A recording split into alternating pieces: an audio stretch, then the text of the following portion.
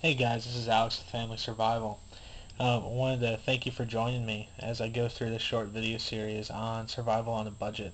I want to show you how little is really involved in survival and how little you really can spend getting away with being able to spend just a few dollars.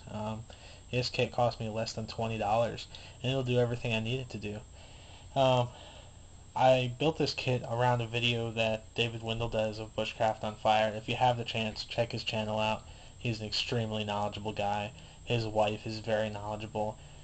They just know what they're talking about, and they're a good channel to go and get some live, reviews on things. Not so much reviews, but live action, like what it's actually like doing things out in the field. But that being said, um, this kit is built off a video where he talks about the rules of three. And in the rules of three, he speaks of you have on average 3 minutes to live without air. You have on average 3 hours to live without shelter, 3 days to live without water, and 3 weeks to live without food. Um, Air is not something that we can really prepare for that much, at least not in a basic field survival scenario. So let's hope that we never have to go without air, otherwise we're done for.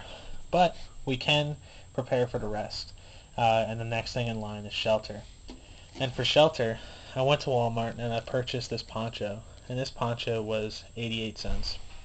So for 88 cents, I have something that'll keep me dry in an emergency situation.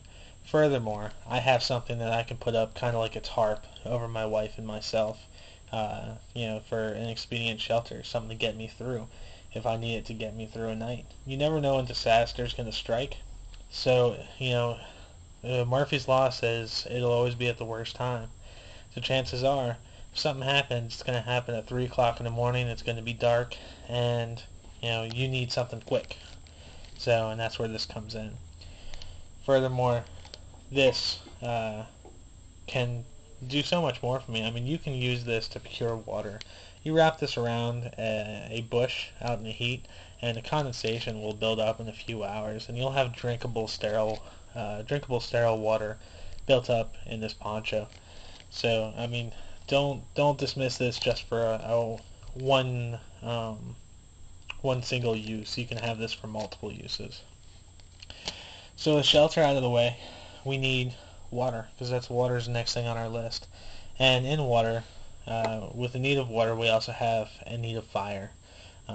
Fire, obviously, to sterilize your water, and fire also goes hand in hand with shelter, because you need to stay warm, and so that's a big part of it. So again, another Walmart purchase. This cost me $1. It's a waterproof case. It has 25 water-resistant matches in it. It has a striker pad, which I can tear off into the pieces. I can put one in the cap if I would like to, make it a little bit easier to use. And as a redundancy, as a backup, it has a flint bar on the bottom. So if I did run out of matches, if I have the tinder set up properly and I'm in the right conditions, I can absolutely use that flint to start a fire. So now that we have our fire going, we'd like a container to put our water in to sterilize it. And that's where this little canteen comes in. And this I found real cheap. Again, a Walmart purchase, $5. I've seen different companies sell stainless steel canteens for $20, and there's just no point. There's no reason to spend that much on the same size canteen. It's stainless steel, does exactly the same thing. But what you do want to look for is a canteen that has no parts that are non-removable. You don't want plastic or rubber parts that you can't take off. You also don't want it to be insulated or have a liner, because all of these things will melt and burn up in a fire. And so you just want a stainless steel solid canteen, all the way through. And again, $5, Walmart. So now that we have shelter, we have fire, we have water out of the way, we need to speak about a knife. Okay, a knife helps us in all of the above, and it will also help us to procure food when we need it. Obviously, you build shelter with this. You can set up a fireboard with this. You can, do all sorts of things just with a knife. And a good knife is important to have. And a good knife doesn't mean that you have to spend $200. This is a Frost Mora.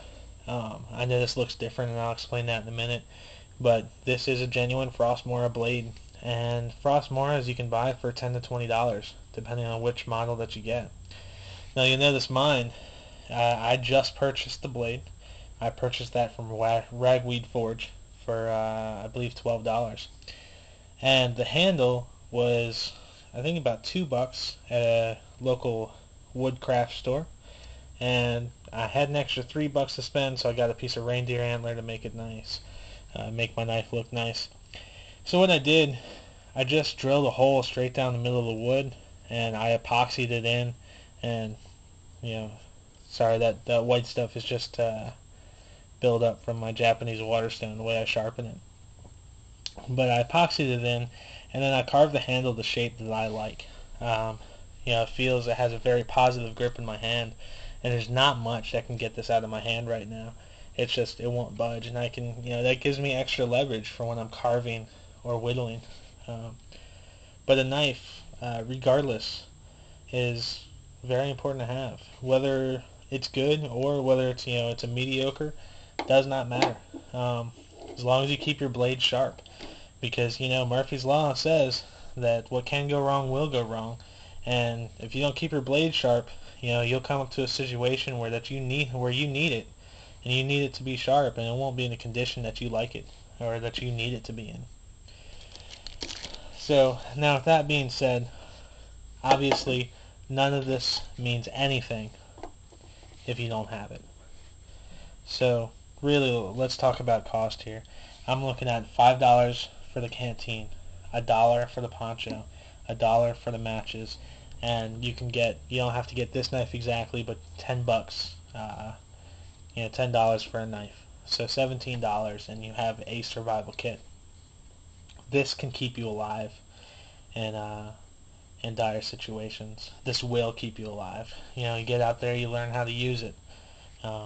Take your time and do it while you can.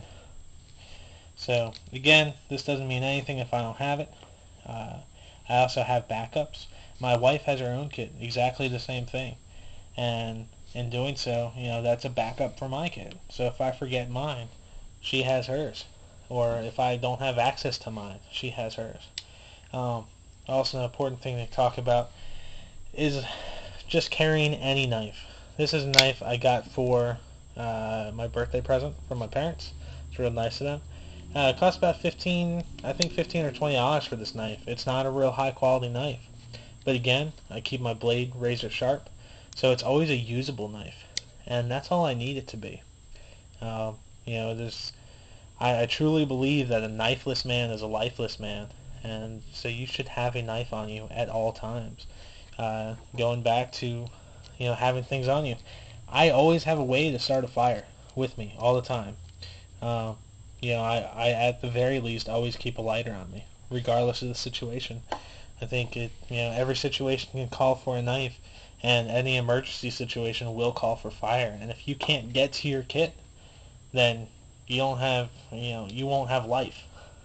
So it's very important to keep these things with you as much as possible. But again, my name's Alex from Family Survival. Thank you. Please join me in my next video on survival on a budget. Please check out David Windle's channel, Bushcraft on Fire, if you haven't done so already. And thank you very much for your time. And don't forget to comment and rate. Just be honest with it. If you don't like it, let me know, because then I can tailor my videos to your needs.